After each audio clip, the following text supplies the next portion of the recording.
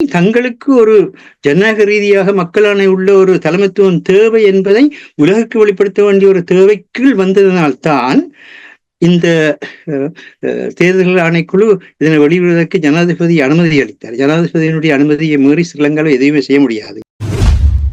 கண்டை கேட்டிருந்தார். ஒன்று, ரணில் விக்ரமசிங்கா தங்கள் கட்சி சார்பில் போட்டியிட வேண்டும், இல்லை என்று சொன்னால் பசிலை பிரதமராக்க வேண்டும். இரண்டுக்கும் ரணில் சாதகமான பதிலை கொடுக்கவில்லை. சிங்கள மக்கள் அவ்விதமாக நெறிப்படுத்தப்பட்டு தமிழ் மக்கள் பயங்கரவாதிகள் என்ற ஒரு நிலையில் அவர்களை அழிப்பதுதான் உங்களுக்கான எதிர்காலம் என்ற ஒரு கருத்தியல் அவர்களுக்கிடையில் உருவாக்கப்பட்டதுதான் அந்த நாட்டினுடைய யுத்த கோலத்துக்கு காரணமாக அமைந்தது, பொருளாதார வீழ்ச்சிக்கு காரணமாக அமைந்தது. விடுதலை புலிகளை ரணில் இரண்டாக பிளவடைய செய்தது போல தமது கட்சியையும் பிளந்து விட்டார். அவர் அதாவது உண்மையை கூறிவிட்டார் அவசரப்பட்டு. போராடிய தமிழ் மக்கள் ஒரு அரசியல் கட்டமைப்பாக வெளியே வராதவாறு தான் இந்த தமிழ விடுதலை புலிகள் பயங்கரவாதிகள் என்கின்ற அந்த சட்டத்தை தாயகத்திலும் உலகத்தில் இருக்கின்ற மத்திய நாடுகளிலும் உலக மேலாண்மைகளும் பிராந்திய மேலாண்மைகளும் செயல்படுத்திக் கொண்டிருக்கின்றன. அரசியலுக்காக கட்டமைக்கப்பட்ட ஒன்றல்ல, அரசியலை கடந்து மக்களை தொடர்ந்து ஒற்றுமைப்படுத்துவதற்கான ஒரு அணியாக இது செயற்படும். அப்படி ஒற்றுமைப்படுத்துவ அணியாக வருகின்ற பொழுது காலத்துக்கேற்ற இடத்துக்கேற்ற புதிய அரசியல் செல்நெறிகளை அவை தோற்றுவிக்க வேண்டும்.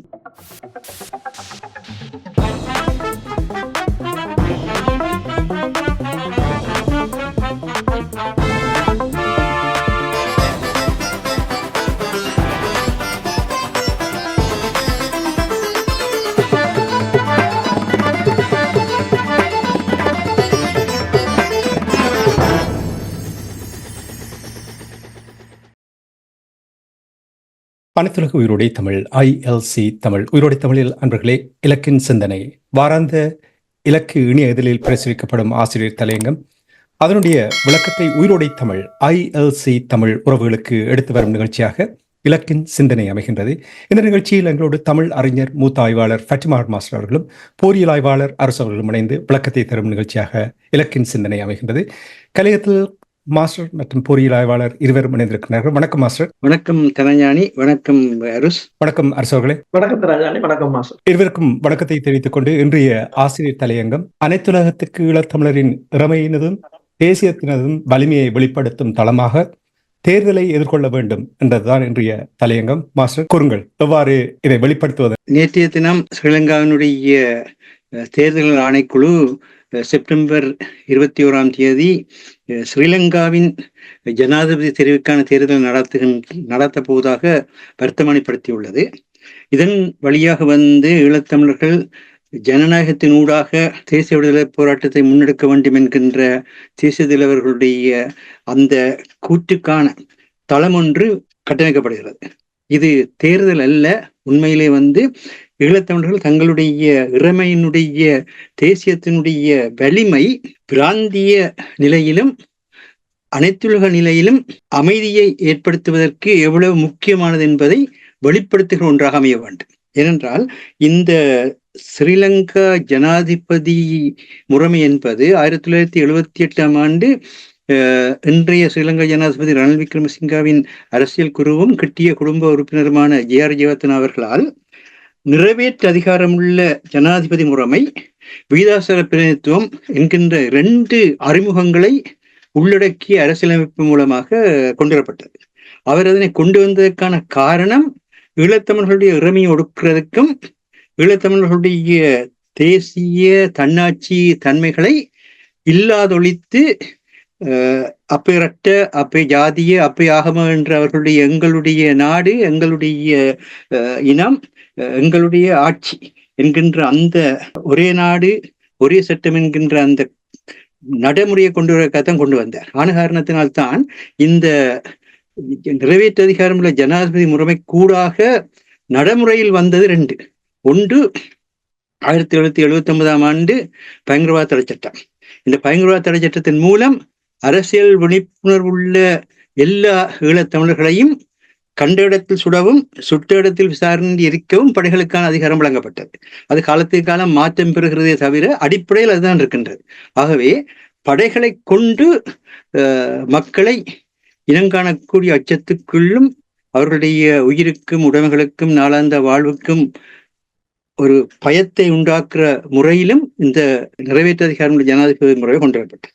அதே நேரத்திலே வீதாசார பிரதிநிதித்துவம் என்கின்ற வகையிலே மக்களுடைய ஆணை பெறாதவர்களும் பின்பக்க கதவால் வந்து உட்கார்வதற்கான வசதிகளும் செய்து கொடுக்கப்பட்டது. அதை பயன்படுத்தான் இந்த முறை ரணில் விக்ரமசிங்க தன்னுடைய தொகுதியிலேயே பாராளுமன்ற உறுப்பினர் தெரிவுக்கு கூட மக்களால் நிராகரிக்கப்பட்ட நிலையில் பின்கதவால் வந்து மஹிந்த கோத்தபாய ராஜபக்ஷ குடும்பத்தினுடைய இன அழிப்பையும் அதனுடைய பொருளாதார கொள்ளையடிப்புகளையும் பாதுகாக்கின்ற 2 ஆண்டு ஆட்சியை நடத்தினார் என்பது வெளிப்படையான உண்மை. இந்த வகையில் பார்க்கின்ற பொழுது அதனை சிங்கள மக்கள் கூட ஏற்றுக்கொள்ளாத ஒரு நிலை இருப்பதனால்தான் அவர் இன்று எந்த ஒரு சிங்கள கட்சிகளாலும் அவரால் நீண்ட காலம் தலைமை வகிக்கப்பட்ட ஐக்கிய தேசிய கட்சியால கூட அவரை வந்து தனது வேட்பாளராக நியமிக்காத நிலையில் அவர் இன்று தனிப்பட்ட வேட்பாளராக ஒரு ஒட்டாண்டியாக பதவியை உறுதிப்படுத்துகின்ற ஒரு ஆசை நிமித்தம் கட்டுப்படம் செலுத்தியுள்ளார். இது வந்து சிங்கள மக்களுக்கும் தலைமைத்துவ வெற்றிடம் ஏற்பட்டிருக்கின்றது என்பதை வெளிப்படையாக காட்டுகின்றது. இதனால் தான் இவர்கள் இந்த தேர்தலை அவசரப்பட்டு நடத்தினார்கள். ஏனென்றால் சிங்கள மக்களுக்கு மத்தியில் தலைமைத்துவ வெற்றிடம் இருக்கின்றது என்பது உலக ஆய்வாளர்களுக்கும் உலக பொருளாதார நிபுணருக்கும் தெரியும். அதன் காரணமாக இவர்களுடைய கடன் மறுசீரமைப்பு செய்த நாடுகள் கூட எந்த நேரத்திலும் அதிலிருந்து தங்களை விடுவித்து இவர்களை கடனை கட்டும்படி நெருக்குவதற்கான ஒரு மிக இக்கட்டான சூழ்நிலை இருக்கின்றது. இந்த நிலையில் தங்களுக்கு ஒரு ஜனநாயக ரீதியாக மக்களான உள்ள ஒரு தலைமைத்துவம் தேவை என்பதை உலகுக்கு வெளிப்படுத்த வேண்டிய ஒரு தேவைக்குள் வந்ததனால்தான் இந்த தேர்தல் ஆணைக்குழு இதனை வெளியிடுவதற்கு ஜனாதிபதி அனுமதி அளித்தார். ஜனாதிபதியினுடைய அனுமதியை மீறி ஸ்ரீலங்காவில் எதுவுமே செய்ய முடியாது. யாரும் என்ன சொன்னாலும் கூட நிறைவேற்ற அதிகாரமுள்ள ஜனாதிபதி என்பது சர்வாதிகாரத்தன்மையானதுதான். அதான் அங்கு செயற்பட்டு கொண்டிருக்கின்றது. ஆனால் அந்த சர்வாதிகாரத்தன்மையை கூட அவர் பயன்படுத்தாமல் விட்டதற்கு காரணம் இந்த நிலையில் மக்களாணை தலைமைத்துவத்துக்கு இருக்கின்றது என்பதை உலகத்துக்கு வெளிப்படுத்தாவிட்டால் அதன் விளைவாக வந்து வங்குரோத்து நிலையை அடைந்துள்ள ஸ்ரீலங்கா. இந்த செய்தியை அனைத்துலக ஊடகங்கள் நேற்று வெளியிடும் பொழுது 2022 ஆண்டு வங்குரோத்து நிலையடைந்த ஸ்ரீலங்காவின் ஜனாதிபதி தேர்தல் என்றுதான் வெளியிட்டார்கள். அது மிக முக்கியமான விடயம். அதாவது உலகம் வந்து வங்குரோத்து நிலையிலிருந்து ஸ்ரீலங்கா மீண்டு விட்டது என்பதை ஏற்றுக்கொள்ளவும் இல்லை, ஏற்றுக்கொள்ளப் போவதும் இல்லை. ஏனென்றால் நீங்கள் கடன் கொடுத்த நாடுகளிடமிருந்தும் தனிப்பட்டவர்களிடமிருந்தும் நீங்கள் கடன் மறுசீரமைப்புக்கான காலத்தை பெற்றிருக்கின்றீர்களே தவிர அவர்கள் விதிக்கின்ற வட்டி விகிதங்களையும் அவர்கள் விதிக்கின்ற நிபந்தனைகளையும் பூர்த்தி செய்து நீங்கள் கட்ட வேண்டிய தொகை அந்த காலம் முடிவடைகின்ற பொழுது இப்பொழுது இருக்கிறதை விட பல மடங்கு அதிகமாக வரப்போகின்றது. அந்த சூழ்நிலையில் நாடு விற்கப்படுகிற நிலை கூட ஏற்படலாம். அப்படியான ஒரு சூழ்நிலை இருக்கின்ற பொழுது உலகம் தொடர்ந்து கடன் கொடுக்காது. இப்பொழுது இந்தியாவும் ஜப்பானும் இலங்கைக்கு கடன் கொடுப்பதை நிறுத்திவிட்டு தாங்கள் ஒன்றில் மானியமாகவோ அல்லது முதலீடாகவோ அதை செய்வோம் என்று கூறுகின்றார்கள் என்றால் 2 வகையிலும் அந்த மண்ணில் வந்து அவர்கள் அரசியல் செல்வாக்கை பொருளாதார பலத்தை பெறலாம் என்பதுதான் அவர்களுடைய நோக்கம். ஆகவே இன்று கடன் வாங்க முடியாத நிலையில் இருக்கின்ற ஸ்ரீலங்கா அங்கிருக்கின்ற மக்களுடைய வலிமையை பயன்படுத்தித்தான் அது மனித வலுவை விற்றும் அந்த இயற்கை வளங்களை சந்தைப்படுத்தியும் தான் என்று தன்னுடைய வங்குரோத்து நிலையிலிருந்து மீள வேண்டிய ஒரு நடைமுறை தன்மையில் இருக்கின்றது. இந்த காரணத்தில் தான் தேர்தல் நடைபெறுகிறது. அதைத்தான் இந்த ஆஸ்திரேலியா முதலில் எவ்விதமாக இந்த நிறைவேற்ற அதிகாரம் உள்ள ஜனாதிபதி முறைமை என்பது மாறவில்லை. அந்த முறைமைக்குள் தான் இந்த தேர்தல் நடைபெறுகின்றது. இந்த ஜனாதிபதி முறைமைதான் நேற்று தமிழர்களுடைய இளமையை ஒடுக்கியது, தேசிய நீக்கத்தை செய்தது, நாளையும் இதைத்தான் செய்யும் என்பதையும் வலியுறுத்தி கொண்டு அதே நேரத்தில் இதனை நாங்கள் எவ்விதம் எதிர்கொள்வது? நாங்கள் எதிர்கொள்வது என்னென்றால் இந்த 2 விஷயமும், அதாவது எங்களுடைய இறமை எங்களை சூழ உள்ள இந்து மாக்கடலுக்கு மேலிருக்கின்ற இறமையும் கூட, அதை அடுத்த நிலப்பரப்பில் இருக்கின்ற இறமை, இன்றைக்கு அந்த 2ம் தான் உலகத்துக்கு இன்றைக்கு இருக்கின்ற புதிய உலக அரசியல் ஒழுங்குமுறையை கொண்டு வருவதில் மிக முக்கிய இடத்தை வகிக்கின்றது. ஆகவே எங்களுடைய இறமையினுடைய வலிமை எங்களில் இருக்கின்றது, எங்களுடைய தேசியத்தினுடைய வலிமை எங்களில் இருக்கின்றது. எங்களில் இருக்கின்ற இந்த இறமையினுடைய உண்மைத்தன்மையை, தேசியத்தினுடைய உண்மைத்தன்மையை நாங்கள் உலகத்துக்கு எடுத்து சொல்ல வேண்டியதா இருக்கின்றோம். அதை விட்டு போட்டு ஸ்ரீலங்கா அரசாங்கம் எங்களுடைய பிரச்சனையை தீர்க்கும் என்று இந்த சர்வைவல் மெக்கானிசத்தின் கீழ், தப்பிப்பிழைக்கும் பொறிமுறைக்கு கீழ் ஸ்ரீலங்காவிடத்திலே போய் நிற்பதில் எந்த பிரயோசனமும் இல்லை. இப்பொழுது பார்த்தீர்களா இருந்தால் இந்த கருப்பு ஜூலை 41வது ஆண்டு நினைவேந்தலில் ஸ்ரீலங்காவில் அறகலிய போராட்டத்தை முன்னெடுத்த அந்த மக்கள் போராட்ட சிங்கள அமைப்பு ட்ரிம்மர் ஹோல்லே தன்னுடைய ஊடகவியலாளர் சந்திப்பை நடத்தியது. அந்த ஊடகவியலாளர் யாழ்ப்பாணத்தில் நடத்திய பொழுது தமிழ் மக்களை பயங்கரவாதிகளாக்கி உள்நாட்டு யுத்தம் ஒன்றுக்கு வழிவகுத்தவர்கள் சிங்கள மக்களே என்பதை பதிவு செய்தார்கள். சிங்கள மக்கள் அவ்விதமாக நெறிப்படுத்தப்பட்டு தமிழ் மக்கள் பயங்கரவாதிகள் என்ற ஒரு நிலையில் அவர்களை அழிப்பதுதான் உங்களுக்கான எதிர்காலம் என்ற ஒரு கருத்தியல் அவர்களுக்கிடையில் உருவாக்கப்பட்டதுதான் அந்த நாட்டினுடைய யுத்த கோலத்துக்கு காரணமாக அமைந்தது, பொருளாதார வீழ்ச்சியை காரணமாக அமைந்தது. அதை அவர்கள் சொல்லி இருக்கின்றார். அது மாத்திரமில்லை, அந்த போராட்ட முன்னணியின் செயற்பாட்டாளர் தரிந்து உடவர கெதர் தான் அங்கே பயங்கரவாத தடை சட்டம் தமிழ் மக்களை எவ்வாறு பாதித்தது என்பதை தெற்கில் 2022 நடைபெற்ற போராட்டத்தின் முன்னரே நாட்டில் உள்ள அனைவராலும் உணர்ந்து கொள்ள முடிந்தது. இந்நிலையில் பயங்கரவாத தடை சட்டம் முற்றாக நீக்கப்பட வேண்டும் என்பதை வலியுறுத்தி நாம் தெற்கில் பல போராட்டங்களை மேற்கொண்டோம். நமது அமைப்பு கருப்பு ஜூலை நினைவேந்தல் நாளில் யாழ்ப்பாணத்தில் ஊடகவியலாளர் சந்திப்பை நிகழ்த்துவது கருப்பு ஜூலை தமிழ் மக்களை எவ்வளவு தூரம் பாதித்தது என்பதை சிங்கள மக்கள் உணர்ந்து கொள்வது முக்கியம் என்பதை வெளிப்படுத்துவதற்காகவே தமிழ் மக்களை பயங்கரவாதிகளாக்கி உள்நாட்டு யுத்தம் ஒன்றுக்கு வழிவகுத்தவர்கள் சிங்கள மக்கள். இதனை அவர்கள் நன்கு உணர்ந்த நிலையில் இலங்கையில் உள்ள மூவின மக்களையும் ஒன்றிணைத்து புதியது ஒரு இலங்கையை தோற்றுவிப்பதற்காக இலங்கையின் அனைத்து பகுதிகளுக்கும் நாங்கள் சென்று வருகிறோம். ஆக தமிழ் பிரச்சனைகளை சிங்கள மக்களும் தெளிவுபடுத்தி முஸ்லிம் மக்களின் பிரச்சனைகள் சிங்கள மக்களிடமும் சிங்கள மக்களின் சந்தேகங்களை தமிழ் முஸ்லிம் இனங்களுடன் கலந்துரையாடும் வேலை திட்டத்தை விரிவுபடுத்த உள்ளோம் என கூறினார். அதே நேரத்திலே இந்த அறங்கலிய போராட்ட குழுவினுடைய இன்னொரு பேச்சாளராகிய ரஜீவ் காந்த் அவர்கள் நாங்கள் தமிழ் மக்களுடைய தன்னாட்சி உரிமையை ஏற்கக்கூடிய முறையில் தன்னாட்சி உரிமைகளை ஒற்றியாட்சி முறையிலிருந்து விலகி தன்னாட்சி உரிமைகளை ஏற்படுத்தக்கூடிய அலகுகளை கொண்ட அரசியலமைப்பை கொண்டு வருவோம் என்று கூறினார். அத்துடன் கூட அவர் வடக்கு கிழக்கில் பௌத்த விகாரங்களுக்கென அபகரிக்கப்பட்ட நிலப்பரப்புகளை மீளவும் கையளிக்கின்ற செயலையும் செய்வோம் என்று கூறினார். இவ்விதமாக சிங்கள மக்களுக்குள் இந்த அறகலிய போராட்டத்தின் மூலமாக இந்த சிங்கள படித்த சிங்கள அரசியல்வாதிகளுடைய சர்வாதிகாரத்தன்மை எவ்விதமாக அந்த மக்களுடைய வாழ்க்கையை விளக்கச் செய்கிறது என்பதை உணர்கின்ற ஒரு தன்மை ஏற்பட்டிருக்கிறது. இப்படியான சூழலில் நாங்கள் முதலில் எங்களுக்குள் எங்களுடைய உண்மைத்தன்மை என்பதை வெளிப்படுத்துகின்ற சக்தியை பெற வேண்டும். நாங்கள் இறைமை உள்ள மக்கள், நாங்கள் தேச மக்கள், நாங்கள் ஒரு சமூகமோ அல்லது ஒரு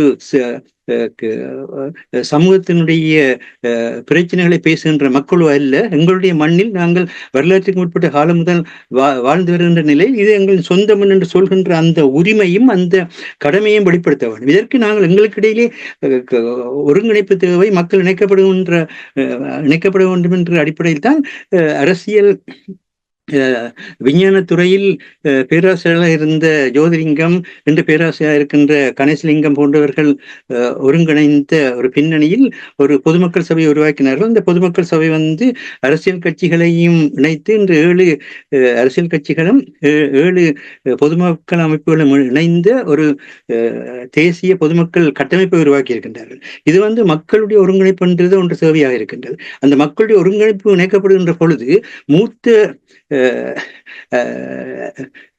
பாராளுமன்ற உறுப்பினர் என்று கூறிக்கொள்கின்ற சுமந்திரன் அவர்கள் தாங்கள் இந்த பொது வேட்பாளரை ஏற்கப் போவதும் இல்லை, தாங்கள் தேர்தலில் தமிழரசு கட்சியின் சார்பில் எந்த வேட்பாளர் நிறுத்தப் போவதும் இல்லை, அதே நேரத்தில் போட்டியிடும் வேட்பாளர்களுடன் நாங்கள் பேசி அதன் வழியாக செயற்படுவோம் என்ற ஒரு மிக தந்திரமான ஒரு செய்தியை கூறினார். அதை உடனடியாக ஸ்ரீதரன் மறுத்திருக்கின்றார்.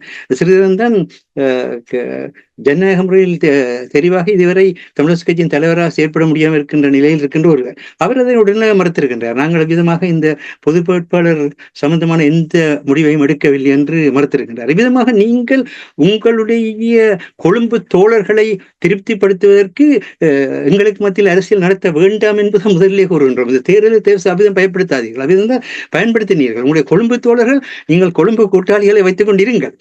இந்த கொழும்பை மையப்படுத்திய இந்த படித்தோர் குலாத்து அரசியல் தான் இவ்வளவு மோசமான நிலையை தமிழ் மக்களுக்கு மட்டுமே இல்லை, சிங்கள மக்களுக்கும் கொண்டு வந்தது என்பது வெளிப்படையான ஒன்று. ஆகவே மக்களுடைய இறமையை மக்கள் வெளிப்படுத்துகின்ற அந்த தன்மை கொண்டதாக இந்த தேர்தல் முறையை நாங்கள் வெளிப்படுத்த வேண்டும். எங்களுடைய தேசியத்தினுடைய வலிமை என்பது நாங்கள் ஒன்றுபடுகின்ற பொழுதுதான், எங்களுடைய அந்த ஒற்றுமையின் அடிப்படையில் தான் உங்களுக்கு இந்து கடல் பகுதியை பாதுகாக்க முடியும். கடலை பாதுகாக்கின்ற வலிமை உலகத்தில் இருக்கின்ற எந்த கருவிக்கும் கிடையாது. எந்த கப்பலின் நிறுத்தியும் உங்களால் பாதுகாக்க முடியாது, எந்த விமானத்தின் நிறுத்தியும் பாதுகாக்க முடியாது. ஏனென்று சொன்னால் கடல் இயற்கையுடன் இருக்கின்ற ஒரு மிகப்பெரிய ஆற்றல். அந்த இயற்கையுடன் இருக்கின்ற அந்த ஆற்றலை அந்த ஆற்றலுடன் வளர்ந்த மக்களால் தான் அந்த நுணுக்கத்தை அறிந்து பாதுகாக்க முடியுமே தவிர வேறு யாராலும் பாதுகாக்க முடியாது. கடலை வென்றவர்களாக இதுவரை உலக வரலாற்றில் எந்த அரசியலும் இருந்ததில்லை. ஒரு தற்காலிகமாக சோழர்கள் கூட கடற்கொள்ளையை சமன் செய்வதற்கு கம்போடியா வியட்நாம் வரை கூட சென்றார்கள் என்று கூறுவார். ஆனால் அவர்கள் அங்கு நிற்க முடியவில்லை, திரும்பவும் வந்து தமிழகத்துக்கு முன்றார்கள் என்பதுதான் வரலாறு. ஆக அதே மாதிரி பிரித்தானியா வந்து உலகம் முழுக்க கடல் வழியாக தன்னுடைய மேலாதிக்கத்தை நிலைநிறுத்தி அந்தந்த நாடுகளுடைய வளத்தையும் அந்தந்த நாடுகளுடைய மனித வலிமையும் தங்களுக்காக பயன்படுத்தினாலும் கூட மீண்டார்கள் என்றால் கடலை தாண்டி உங்களால் எதுவும் செய்ய முடியாது. கடல் தான் உங்களுடைய பாதுகாப்பு. ஆனால் அந்த கடலுக்கு பாதுகாப்பாக இருக்கிற எங்களை நீங்கள் பலப்படுத்தினால்தான் உங்களுடைய பிராந்திய நிலையிலும் சரி, உங்களுடைய உலக நிலையிலும் சரி பாதுகாப்பான அமைதி ஏற்படும் என்பது உலகத்துக்கு சொல்ல வேண்டிய கடமை எங்களுக்கு இருக்கின்றது. அதனை செய்கின்ற ஒன்றாக இதனை செய்ய வேண்டும். அதற்கு முதலிலே மக்கள் ஒன்றுபட வேண்டும், தமிழ் மக்கள் ஒன்றுபட வேண்டும். உங்களுக்கு எவ்விதமான மாறுபட்ட வேறுபட்ட அரசியல் நோக்கம் இருந்தாலும் கூட அதனை கடந்து எவ்விதமாக சிங்கள கட்சிகள் தங்களுடைய இப்ப ரணில் விக்ரமசிங்கே இந்த தேர்தலுக்கு போனதுக்கு இன்னொரு காரணம், யார் வந்து நாளைக்கு ஜனாதிபதியாக வந்தாலும் அந்த ஆட்சியில் கட்டாயம் ரணில் விக்ரமசிங்காவுக்கு ஒரு இடம் கிடைக்கும் என்று அந்த மாதிரி தான் அவர் இந்த பொருளாதார கட்டமைப்பை ஏற்படுத்தி இருக்கிறார். அந்த பொருளாதார கட்டமைப்பு இவர் இல்லை என்றால் சிதையும் என்ற அளவுக்கு அவரை மையப்படுத்தி அதை ஏற்படுத்தி இருக்கின்றார். ஆனபடினால் இவர் வந்தாலும் கூட இன்றைக்கு மொட்டு கட்சியில பின்னணியில் தான் ஆட்சி செய்து கொண்டிருக்கின்றார். அதே போல நாளை யார் வந்தாலும் கூட அவர்கள் சிங்களவர்கள் ஒன்றுபட்டு அவர்களுக்கான ஒரு தன்மையை உருவாக்குவார்கள். சந்திரிகா பண்டாரநாயக்க ஜனாதிபதியா இருந்த பொழுது ரணில் விக்ரமசிங்கா தான் பிரதமராக இருந்து இந்த ஈழத்தமிழர்களுடைய இறமையை அளிக்கின்ற அந்த மிகப்பெரிய சக்தியாக அவர் விளங்கித்தான். அதன் பின்னணியில் தான் அந்த சந்தர்ப்பத்தை பயன்படுத்தி ராஜபக்ஷ குடும்பம் இனஅழிப்பை ஏற்படுத்தி சிங்கள பௌத்த மேலாதிக்கத்தை ஆக்கிரமிப்பை மீளவும் 2009 தொடங்கியது என்பது உலகறிந்த விடயம். ஆகவே இவற்றையெல்லாம் நாங்கள் கவனத்தில் கொண்டு இந்த தேர்தல் நேரத்தில் தாயகத்திலும் சரி புலத்திலும் சரி எங்கள் மக்களினுடைய இறமை அந்த மண், அதை யாராலும் பிரிக்க முடியாது. எங்களுடைய மக்களிலிருந்து பிரிக்க முடியாது அவர்களுடைய தன்னாட்சி, அதையும் யாராலும் பிரிக்க முடியாது. இந்த ரெண்டையும் நீங்கள் கவனத்தில் எடுத்துக்கொண்டு உலக நாடுகள் இந்த விஷயத்தில் பிராந்திய மேலாண்மை இந்த விஷயத்தில் செயற்பட்டால்தான் உலகத்துக்கான பாதுகாப்பை, பிராந்தியத்துக்கான பாதுகாப்பை, அமைதியை, பொருளாதார வளர்ச்சியை ஏற்படுத்தலாம் என்பதை வெளிப்படுத்துகின்ற ஒரு பயணமாக இந்த பயணத்தை மேற்கொள்ள வேண்டும் என்பதுதான் இந்த ஆசிரியர் தலைங்கத்தினுடைய நோக்கம். நன்றி மாஸ்டர். நான் அரசர்களிடம் செல்வதற்கு முன்னதாக இப்போ நீங்கள் கூறிய விடயத்தை நாங்கள் நிச்சயமாக கொஞ்சம் விரிவாக பார்ப்போம். அதற்கு முன்னதாக நீங்கள் ஆரம்பத்தில் கூறினீர்கள் 1978 ஜே.ஆர். ஜெயவர்தனா அவர்கள் பதவிக்கு வந்த பொழுது நிறைவேற்று அதிகாரத்தை கொண்டு வந்து எப்படி தமிழ் மக்களை அடக்க வேண்டும் என்ற விதத்தில் தான் அவருடைய கொள்கைகள் திட்டங்கள் எல்லாம் இருந்தது.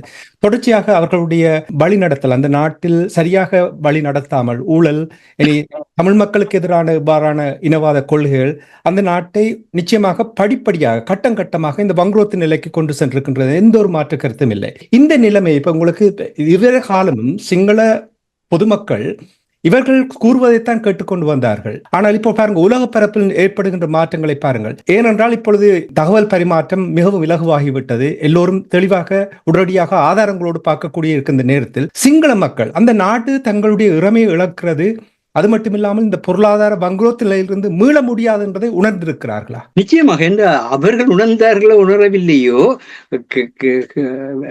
விலை நிர்ணயமும் வேலைவாய்ப்பின்மையும் அவர்களுக்கு தெளிவுபடுத்தி கொண்டிருக்கின்றது. என்ற மக்களுடைய நாளாந்த வாழ்க்கையை கொண்டு செலுத்துகின்ற ரெண்டு முக்கிய செல்நெறிகள் சந்தை விலை பொறிமுறையும் வேலை வாய்ப்புகள்.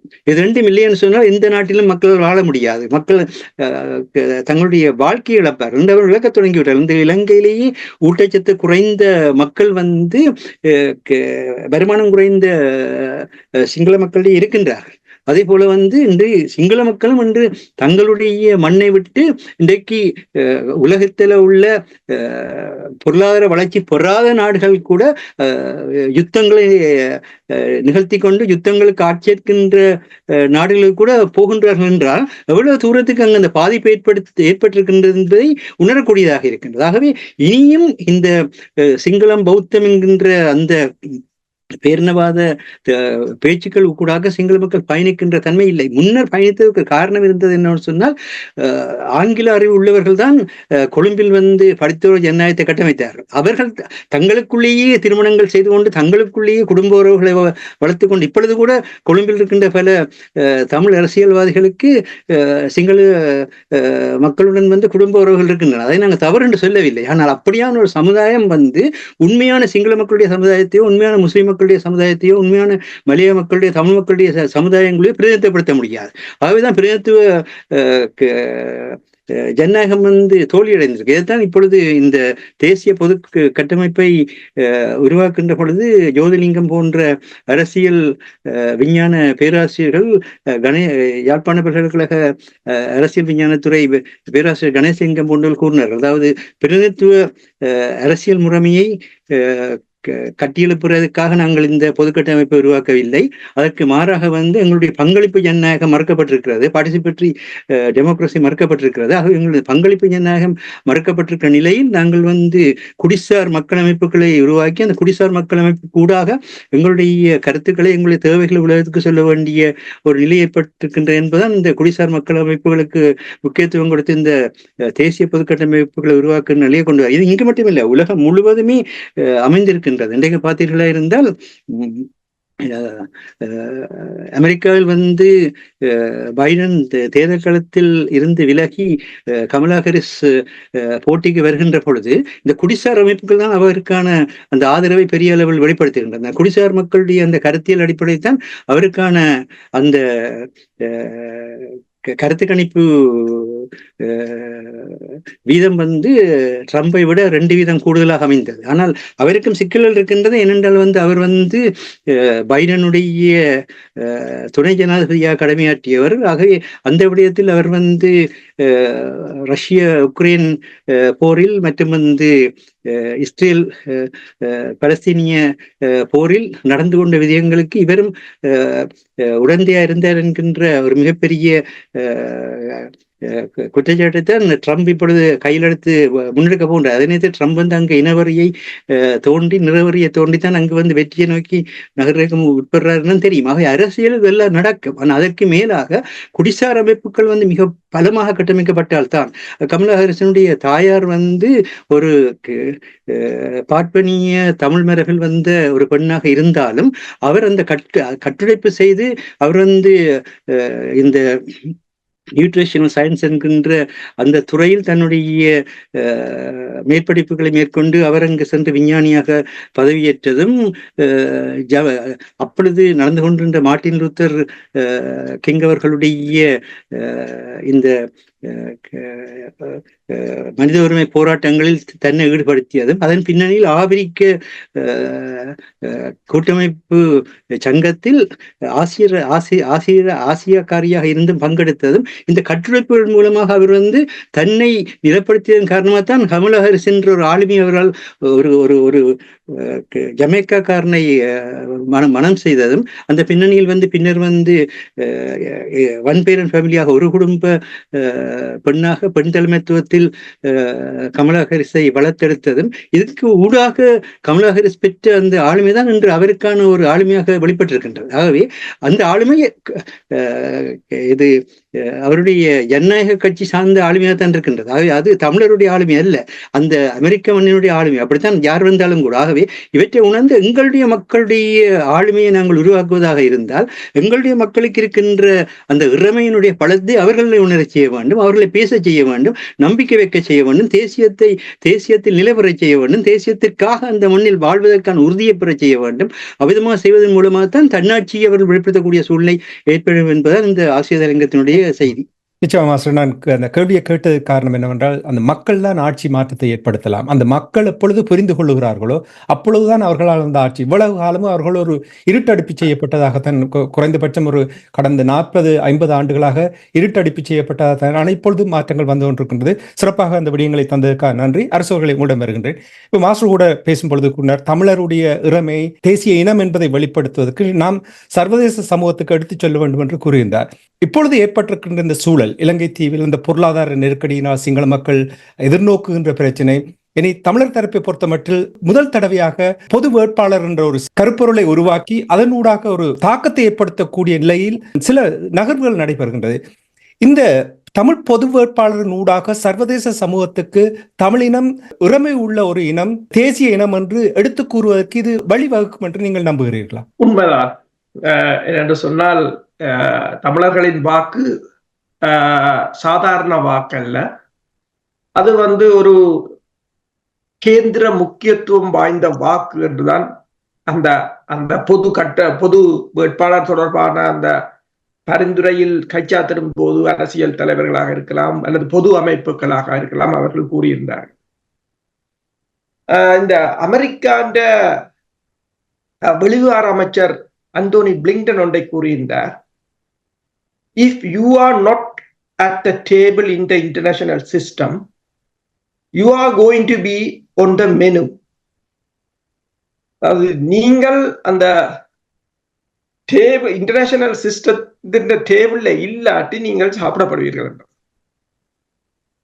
அப்ப அதேதான். அப்ப அதுக்கு பதிலளிக்கும் போது சீனாவின் வெளிவார அமைச்சர் வாங் ஜி கூறியிருந்தார், loss is not a rational choice and win is the future of mankind. அவர் அதை கூறியிருந்தார். அதாவது வெற்றி, இழப்பதை தான் சொய்ஸா இருக்கப்படாது. இரண்டு தரப்பும் இழப்புகளை நீங்கள் உங்கள் சொய்ஸாக வைத்திருக்கார்கள். இரண்டு தரப்பும் வெற்றி ஈட்டுவது தான் ஃபியூச்சருக்கு நல்லது. இப்ப இரண்டு வெளிவார அமைச்சர்களும் கூறியது. இப்ப இதுல நீங்கள் பிளிங்டன் போல நீங்கள் அந்த இன்டர்நேஷனல் சிஸ்டத்துல இல்லை என்று சொன்னால் நீங்கள் அந்த இடத்திலிருந்து காணாமல் போய்விடுவீர்கள். நாங்கள் பல தடவை கதைத்தது போல இந்த பலஸ்தீன இஸ்ரேல் பிரச்சனையாக இருக்கலாம், உக்ரைன் ரஷ்ய பிரச்சனையாக இருக்கலாம், அந்த சிஸ்டத்துக்குள் சீனா இருக்கின்றது, ஹங்கேரி இருக்கின்றது, ஐரோப்பிய ஒன்றியம் இருக்கின்றது, அமெரிக்கா இருக்கின்றது, பிரித்தானியா, ஆனா இந்தியா இல்லை என்னும்போது என்னென்று சொன்னால் அந்த அந்த சிஸ்டத்துக்கு நீங்க போகும்போதுதான் உங்கள் முக்கியத்துவம் உணரப்படும்.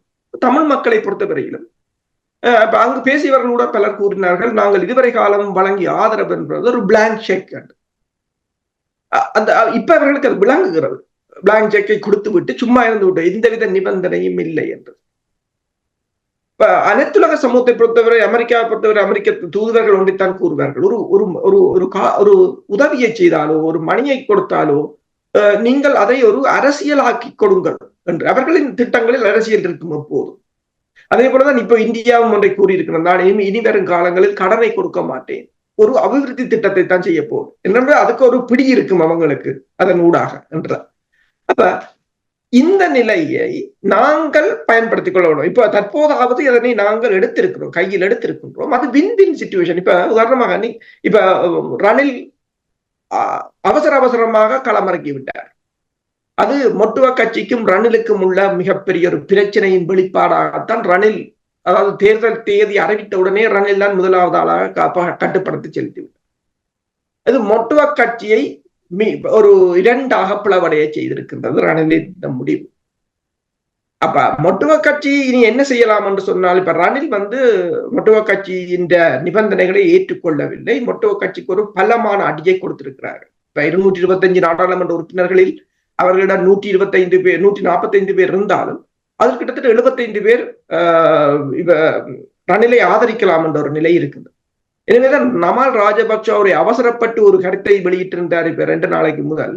இந்த அதாவது ரணிலுடன் இடம்பெற்ற பேச்சுக்கள் தோல்வியடைந்த பிற்பாடு இவர்கள் ரெண்டை கேட்டிருந்தார். ஒன்று, ரணில் விக்ரமசிங்கா தங்கள் கட்சி சார்பில் போட்டியிட வேண்டும், இல்லை என்று சொன்னால் பசிலை பிரதமராக்க வேண்டும். இரண்டுக்கும் ரணில் சாதகமான பதிலை கொடுக்கவில்லை. ஏனென்றால் ரணிலுக்கு தெரியும், மஹிந்தாவின் கட்சியில இணைந்து கேட்டால் ஒன்று சிங்கள மக்கள் மஹிந்தா பொருளாதார நெருக்கடி வந்த ஒரு பிரச்சனையில் வாக்களிக்க மாட்டார்கள். இரண்டாவது மஹிந்தாவுடன் நிற்கிறார்கள் என்றதுக்காக தமிழ் மக்கள் வாக்களிக்க மாட்டார். அப்ப ரணில் இரண்டையும் கருத்துல கொண்டு அதில் நிற்கவில்லை. அப்ப இந்த நிலைமை அந்த பேச்சு தோல்வி அடைந்ததுடன் நமால் என்று சொன்னார், விடுதலை புலிகளை ரணில் இரண்டாக பிளவடைய செய்தது போல தமது கட்சியையும் பிளந்து விட்டார். அவர் அதாவது உண்மையை கூறிவிட்டார் அவசரப்பட்டு. அப்ப ஒன்று தெரிகிறது, அவர்களின் கட்சிகள் மிகப்பெரிய பிளவு இருக்கிறது. இனி ரணிலை மொட்டுவ கட்சி பழி வாங்க வேண்டும் என்று சொன்னால், மொட்டுவ கட்சி இன்னொருவரை இறக்கும் போது ரணில் வாக்கு பலம் குறைவடைஞ்சால் சஜித்துக்குரிய அதாவது சஜித் வின் பண்ணக்கூடிய ஒரு ஏது நிலை தான் ஏற்படும். இல்லை என்று சொன்னால் யாரும் எடுக்க முடியாத நிலை. அப்ப இந்த நிலையில் தமிழ் மக்களின் வாக்கு மிக முக்கியமானது. தமிழ் மக்களும் இந்த வாக்கை போடாது விட்டால் ஒன்று இலங்கை, அதாவது தற்போது பலவீனப்பட்டிருக்கின்ற தென்னிலங்கையின் அரசியல் மேலும் பலவீனப்படும். இரண்டாவது, இந்த பௌத்த சிங்கள பேர்ணவாத அரசின் இரண்டு அடுக்கு பாதுகாப்பாக ஒன்று நாடாளுமன்ற பாதுகாப்பு, இரண்டாவது நிறைவேற்று அதிகாரம் கொண்ட அரசு தலைவர் பாதுகாப்பு. அந்த நிறைவேற்று அதிகாரம் கொண்ட அரசு தலைவர் பாதுகாப்பை நாங்கள் உடைக்க முடியும் என்றால் எல்லோரும் தான் கூறுகிறார்கள். இலங்கையிலும் கூறுகிறார்கள் அரசு தலைவர் முறைமையை ஒழிக்கப் போவோம் என்று. தமிழர்களும் கூறுகிறார்கள் அதனை இல்லாது செய்ய வேண்டும் என்று. இப்போது உங்களுக்கு சந்தர்ப்பம் கிடைத்திருக்கின்றது. யாரும் வெல்ல முடியாது. ஒரு கேள்வி என்னவென்றால், இப்ப நாங்கள் ஒரு தேசிய இனம், தனி இனம் என்று நாங்கள் வெளிப்படுத்துவதுமா என்றால், எவ்வாறு தமிழ் இனம் அதை வெளிப்படுத்தி காட்ட வேண்டும் சர்வதேச நாடுகளுக்கு? அதைத்தான் அந்த உடன்பாட்டை கைச்சாத்திட்ட போது பலர் பேசினார்கள். நாங்கள் 90% மக்களாவது இதில் அந்த தமிழ் வேட்பாளருக்கு வாக்களித்து காட்ட வேண்டும் என்று சொல்லி, அதாவது சிங்கள தேசத்துக்கு எந்த ஒரு வாக்கும் போகக்கூடாது. நாடாளுமன்ற உறுப்பினர்களுக்கு வாக்களிக்கும் போது யாரும் சிங்களவர்களை தேர்ந்தெடுப்பதில்லை, தமிழர்களைத்தான் தேர்ந்தெடுக்கும். அப்ப இந்த அரசு தலைவர்கள் மட்டும் நாங்கள் சிங்களவர்களுக்கு வாக்களித்து விட்டு நாங்கள் சிங்களவர்களிடமிருந்து பிரிந்து வாழப் போகிறோம் என்று மேற்குலகத்தில் போய் சொல்ல முடியாது, அல்லது அனைத்துலக சமூகத்திடம் போய் சொல்ல முடியாது. இந்த நிலைமை ஏன் தமிழரசு கட்சிக்கு புரிய முடியவில்லை? அவர்களுக்கு புரிந்திருக்கும், ஆனால் அவர்களுக்கு என்னென்றால் உள்ளக கட்சி பிரச்சனை, அவர்களுக்கு பதவி பிரச்சனை. இப்ப யார் தலைவர், அந்த கட்சியே இப்ப நீதிமன்றத்தில் தான் நிற்கின்றது. அப்ப ஒன்று நான் பெரிதா நீ பெரிதா என்ற பிரச்சனை, யார் தலைமை தாங்குவது என்பது, யார் அதனை அறிவிப்பது என்பது. ஒருவர் அதற்கு சாதகமாக முடிவெடுத்தால் மற்றவர் அதற்கு எதிராக முடிவெடுப்பார். அதே ஒரு நிலை, அதாவது தேசியம் சார்ந்து சிந்திக்கவில்லை என்பது ஒன்று. இரண்டாவது, அவர்கள் போலியாக அரசியல் இதுவரை நடத்தி இருக்கிறார்கள் என்பதை இந்த சம்பவம் வெளிக்கொண்டு வந்திருக்கின்றது. அதாவது தேசியமோ அல்லது அவர்களின் இலட்சியமோ அத்தனையும் இதுவரை காலமும் மக்களை ஏமாற்றுவதற்காக பயன்படுத்தப்பட்டவை. ஆனால் மக்களுக்கான ஒன்றை மக்கள் முன்வைக்கும் போது அவர்கள் அதுக்கு முன்வரவில்லை என்னும் போது இதுவரை காலமும் அவர்கள் ஒரு ஆடியது நாடகம் என்பதை ஒரு அவர்களாக வெளிப்படுத்துகிறார்கள். அதை மக்களும் புரிந்து கொண்டால் நன்றாக இருக்கும். நன்றி அரசோகளே. மாஸ்டர், உங்களிடம் வருகின்றேன். நீங்கள் ஆரம்பத்தில் நீங்கள் கூறினீர்கள், கடல் பாதுகாப்பு தொடர்பாக நீங்கள் கூறினீர்கள். நிச்சயமாக கடல் பாதுகாப்பு என்று சொல்லும் பொழுது இந்தியா எங்களோடு பக்கத்தில் இருக்கின்றது. இந்தியா தொடர்பாக பல விமர்சனங்கள், பல கருத்துக்கள், பலர் மத்தியில் வேறு வேறு கருத்துக்கள் இருக்கலாம். ஆனால் யதார்த்தம் என்ற ஒரு நிலைமை இருக்கு. பிராந்திய வல்லரசு அந்த நாடு. கடந்த காலங்களில் தமிழர்கள் அந்த நாட்டினூடாக நிறைய உதவிகளை பெற்று ஒரு வலுவான ஒரு இனம், தமிழினம் இருந்தது என்றதை வெளிப்படுத்துவதற்கு இந்தியாவினுடைய பங்களிப்பு நிறைய இருந்தது. இப்போ உலக ஓட்டங்களில் மாற்றம் வருகின்ற நீங்கள் சிறப்பாக கூறினீர்கள், இந்த கடலினூடாக ஒருவருமே வெற்றி பெற முடியாமல் இருக்கின்ற நிலைமைகளை நீங்கள் தெளிவாக எடுத்து காட்டீங்க. அதில் இன்னுமொரு ஆதாரமாக சுவஸ் கால்வாயில் ஹூத்தி அமைப்பினர் நடத்துகின்ற அந்த அவர்களுடைய தொடர் போராட்டமும் கூட இதுக்கு நீங்கள் கூறிய விடயத்துக்கு அது வலு சேர்க்கின்றது. இந்த நிலையில் இந்த தேர்தல் வருகின்ற இந்த நேரத்தில் தமிழர் ஒரு பொது வேட்பாளரை நிறுத்தி தங்களுடைய இறமையையும் தேசிய இனத்தையும் வெளிப்படுத்துவது இந்தியாவினூடாக பயணிப்பதில் எவ்வளவு முக்கியம் இருக்கின்றது? இந்தியாவோடு நாங்கள் எங்களுடைய அணுகுமுறையில் மாற்றங்களை ஏற்படுத்துவது முக்கியமா? காலில் விழ வேண்டும் என்று நான் கூறவில்லை. பேராசிரியர் மணிவண்ணன் கூறியது எப்பொழுதுமே ஞாபகத்தில், நாங்கள் சமமாக இருந்து பேசுகின்ற ஒரு மனப்பான்மையை உருவாக்க வேண்டும் என்று அவர் கூறியதை எப்பொழுதுமே எனக்கு இருக்கின்றது. அப்படியான ஒரு மாற்றத்தை ஏற்படுத்த வேண்டும் என்று நீங்கள் கருதுகிறீர்களா? நிச்சயமாக இப்பொழுது நீங்கள் கூறியதற்கு அணி சேர்க்கும் வகையில் தான் அருஸ் அவர்கள் இந்த சர்வதேச மேசையில் இடம்பெறாவிட்டால் வாழ்வில்லை என்கின்ற அந்த அமெரிக்காவினுடைய பின்னணியை எங்களுக்கு தெளிவாக எடுத்து விளக்கினார். இதை உண்மையில இந்த நூலை எழுதிய, அதாவது Ashis Nandy the intimate enemy loss and recovery of self under colonialism என்ற நூலை, அதாவது காலனித்துவ ஆட்சி காலத்தில் எங்களுடைய உளவியல் எப்படி விளக்கப்பட்ட என்ற நூலை எழுதிய அவர் national liberation is necessary an act of culture என்று சொன்னார். அதாவது பண்பாட்டினுடைய செயற்பாடுதான் தேசிய விடுதலை போராட்டம். அதனால்தான் தான் எங்களுடைய மதிப்புக்குரிய பேராசிரியர் பலர் பண்பாட்டு மீட்டுணர்வை இப்பொழுது ஏற்படுத்த வேண்டும் என்று சொல்லி யாழ்ப்பாணத்திலிருந்து வேண்டுகோள் விடுத்துக் கொண்டிருக்கின்றார்கள். அதே நேரத்திலே நீங்கள் கூறிய அந்த சாப்பிடு அல்ல சாப்பிடப்படுவா என்ற தத்துவம் தொமஸ் சாஸ் தன்னுடைய செகண்ட் சின், 2வது பாவம் என்கின்ற நூலில்தான் வெளியிட்டார். அதில் அது 74ஆம் ஆண்டிலே வந்த நூல். அந்த நூலில்தான் இந்த animal kingdom the rule is eat or be eaten, இந்த human kingdom define or be defined என்ற அந்த தத்துவம் பேசப்பட்டது. ஆகவே இப்பொழுது அரசு கூறியவாறு நாங்கள் எங்களை எவ்விதமாக வரையறுக்க போறோம் என்பதை பொறுத்துதான் இந்தியா எங்களுடனான தொடர்பை ஏற்படுத்தும். நாங்கள் எங்களை இந்தியாவினுடைய கால்கழிவுகளாக வரவேற்கப்படுத்தினால் அவர்கள் தங்களுடைய சேவைக்காக பயன்படுத்துவார்கள், அமெரிக்கா தங்களுடைய சேவைக்காக பயன்படுத்தும், சீனா தன்னுடைய சேவைக்காக பயன்படுத்தும். இன்றைக்கு ஸ்ரீலங்கா பார்த்தீர்களாக இருந்தால் சீனாவுடன் இவ்வளவு பெரிய கடன் பெற்ற நாடாக இருந்தாலும் அங்கு அவர்கள் தங்களை தங்களுடைய கலாச்சாரமும் சீன கலாச்சாரமும் வரலாற்று ரீதியாக சமத்துவம் உடையது என்கின்ற பின்னணியில் தான் அங்கே போகின்றார்கள். இப்ப கடந்த வாரத்துக்கு கூட சீனாவினுடைய வர்த்தக பொருளாதார கண்காட்சிக்கு சென்ற ஸ்ரீலங்காவுடைய சபாநாயகர் அதனைத்தான் வலியுறுத்தினார். அதாவது சீன மக்களுக்கும் சிங்கள மக்களுக்கும் இடையிலே சமத்துவமான பண்பாட்டு தன்மை இருக்கின்றது, அதே போல இந்தியர்களுக்கும் எங்களுக்கும் இடையிலே சமத்துவமான பண்பாட்டு தன்மை இருக்கின்றது. அந்த நிலைப்பாட்டை எப்படி மாற்றுவது? அந்த நிலைப்பாட்டை மாற்றுவதுதான் முக்கியமாக இந்த தேசிய பொது கட்டமைப்பு போன்று மக்கள் ஒன்றுபடுகின்ற பொழுதுதான் அதன் வழியாக எதை பேச வேண்டும் என்பதை பலரும் கூடி சிந்தித்துத்தான் பேச வேண்டும். எடுத்த வாக்கிலே சுமந்திரன் ஒன்றை சொல்வதும் ஸ்ரீதரன் இன்னொன்றை சொல்வதும் தமிழ் மக்களுக்கு தலைமைத்துவமே இல்லை என்ற மாதிரி உலகத்தை தியக்க வைப்பதும் ஒரு குழப்ப நிலையில் இருக்கின்றார்கள் என்பது மாதிரி ஒரு காட்சியை வெளிப்படுத்துவதெல்லாம் தமிழ் மக்களுடைய இறைமைத்துவத்தையும் தமிழுடைய வலிமையை தேசிய வலிமையும் பலவீனப்படுத்துகிற செயல். ஆனால் நீங்கள் ஒன்று சேருங்கள், ஒரு மேடையில் பேசுங்கள், ஒரு மேடையில் கதையுங்கள், வெளியால வருகின்ற பொழுது ஒன்றே கதையுங்கள். இந்த சிங்கள கட்சியில பாருங்கள், ஜிஎன்பியாக இருந்தாலும் சரி, இது ஸ்ரீலங்கா சுதந்திர கட்சியாக இருந்தாலும் சரி, பெருமணியாக இருந்தாலும் சரி, இல்ல என்ன மக்கள் தேசிய கட்சியாக இருந்தாலும் சரி, ஆறு எடுத்தாலும் சரி, இன்றைக்கும் கூட இதுவரை அனுரகுமார திசநாயக்க சிங்கள பௌத்த தேசியவாதத்துக்கு எதிராக ஒரு வசனம் கூட பேசவில்லை, ஒரு வார்த்தை கூட பேசவில்லை. இடதுசாரி தன்மையோட வந்தாலும் கூட அறகலிய போராட்டக்காரர்கள் அவர்கள் அனுபவப்பட்ட அடிப்படையில் பேசுகின்றார்கள். இவர்களை சேர்ந்து ஏமாத்திய ஒரு வரலாற்றை கொண்டிருக்கிறார். ஆகவே தாங்களும் சேர்ந்து ஏமாத்திய அந்த தன்மையில் இவர்களுக்கு தங்களுடைய சிங்கள பௌத்த தேசியவாதம் தங்களுடைய பாராளுமன்ற அதிகாரத்தை கைப்பற்றுவதற்கான ஒரு கருவி என்கின்ற எண்ணம் இருக்கின்றது. ஆன காரணத்தான் இவர்களுக்கு அதை உதறித்தள்ளி பேச முடியவில்லை. அது போராட்டத்தில் ஈடுபட்ட மக்களால் தான் பேச முடியும். இப்ப இந்தியாவில் கூட தமிழகத்தில் மட்டுமில்லை, இந்தியாவினுடைய சகல மாநிலங்களிலும் இந்திய தேசிய விடுதலைக்காக போராடினவர்களும் இந்தியாவினுடைய சமூக விடுதலைக்காக போராடுகின்ற அமைப்புகளும் இருக்கின்றன. அந்த அமைப்புகளுக்கு தான் இது புரியும். அதை விட்டு போட்டு ஆட்சியை பயந்து கொள்ள நினைக்கின்ற திராவிட முன்னேற்ற கழகங்களுக்கோ அண்ணா திராவிட முன்னேற்ற கழகங்களுக்கோ இது தெரியும், ஆனால் பேச மாட்டார்கள். இந்த அவருடைய மைய நோக்கு ஆட்சியை பயந்து கொள்வது. அதே மாதிரி தான் நீங்களும் கூட இவர்களுக்கு நீங்கள் கேட்டீர்கள், தெரியாதாண்டு கேட்டு இவர்களுக்கு நன்கு தெரியும், ஆனால் ஆட்சியை பயந்து கொள்ள வேண்டும் என்று அந்த அதற்கு முதன்மைத்துவம் கொடுக்கின்ற பொழுது கால் கழுவுகின்ற நிலை அல்லது பின் செல்கின்ற நிலை தேவை. இதற்காக வேண்டி இன்றைக்கு திராவிட முன்னேற்ற கழகம் காங்கிரஸோட இன்றைய தனது கூட்டணியை வைத்திருக்க வேண்டிய தேவை என்ன? திராவிட முன்னேற்ற கழகத்துக்கு தமிழ்நாட்டிலே தமிழ் மக்களுடைய பலம் இருக்கின்றது கூறுகின்றார்கள்.